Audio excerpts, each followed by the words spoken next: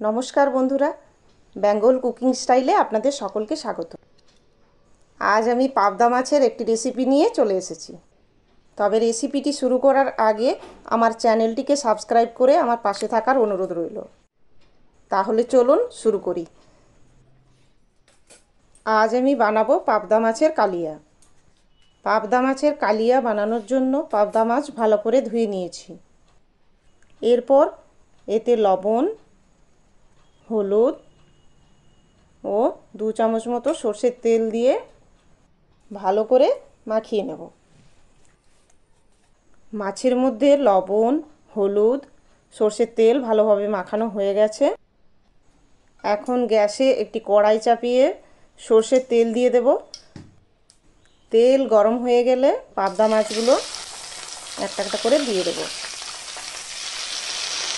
একটা পিঠ ভাজা হয়ে গেলে মাছ উল্টে দেব। মাছগুলো কড়াভাবে ভাজবো না, হালকা করে ভেজে নেব। দেখুন, পাবদা মাছে সর্ষের তেল মাখিয়ে রাখার কারণে ভাজার সময় তেল ছিটেছে না। মাছ হালকা করে ভাজা হয়ে গেছে। এখন আমি একটা একটা করে তুলে নেব।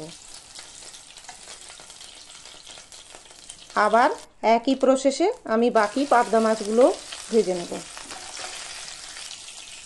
আর হ্যাঁ, আমার রান্না আপনাদের কেমন লাগছে তা কমেন্টে জানাতে ভুলবেন না কিন্তু। তেল গরম হয়ে গেলে দিয়ে দেব 1 টুকরো দারুচিনি, 2টো ফাটিয়ে নেওয়া এলাচ, ভেঙে নেওয়া একটা শুকনো লঙ্কা। গোটা মশলাগুলো একটু নেড়ে চেড়ে নেব। তারপর দিয়ে দেব পেঁয়াজ কুচি। আমি 2টো পেঁয়াজ নিয়েছি। পেঁয়াজগুলো ছোট ছোট করে কেটে নিয়েছি। এখন পেঁয়াজের মধ্যে অল্প একটু লবণ দিয়ে ভেজে নেব। পেঁয়াজ লাল লাল করে ভাজা হয়ে যাওয়ার পর এতে দিয়ে দেব আদা রসুন বাটা।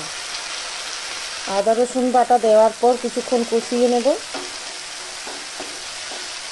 এবার মশলাগুলো এক এক করে দিয়ে দেব।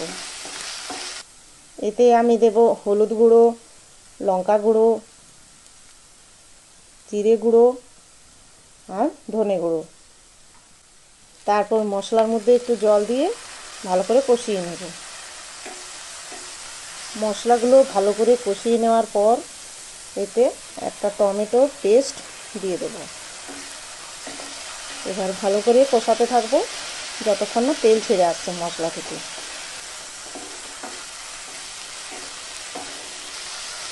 মশলা ভালো করে কষানো হয়ে গেছে। এখন পরিমাণ মতো জল দিয়ে দেব। আমি পাবদা মাছের কালিয়া রান্না করছি, তাই আমি জল অল্প পরিমাণ ব্যবহার করব। এই সময় পরিমাণ মতো লবণ দিয়ে দেব। ঝোল ভালো করে ফুটে উঠেছে। এখন আমি আগে থেকে ভেজে রাখা পাবদা মাছগুলো এক এক করে ঝোলের মধ্যে দিয়ে দেব। মাছ দেওয়ার পর ঝোল ভালোভাবে ফুটে উঠলে ঢাকা দিয়ে দেব। 5 থেকে 7 মিনিটের জন্য ঢাকা দিয়ে রান্না করব। এখন ঢাকা খুলে নেব। মাছ একটু নাড়িয়ে দেখে নিলাম তলায় বসে গেছে কিনা। এখন গুঁড়ো গরম মশলা দিয়ে দেব। তারপর একটু নাড়িয়ে নিয়ে গ্যাস বন্ধ করে ঢাকা দিয়ে 2 মিনিটের জন্য রেখে দেব। ব্যাস, পরিবেশনের জন্য রেডি হয়ে গেছে পাবদা কালিয়া। এখন গরম ভাতের সাথে পরিবেশন করুন পাবদা কালিয়া। আজকের রান্না তাহলে এই পর্যন্তই। দেখা হচ্ছে পরের একটি নতুন রেসিপি নিয়ে। সম্পূর্ণ ভিডিওটি দেখার জন্য অসংখ্য ধন্যবাদ।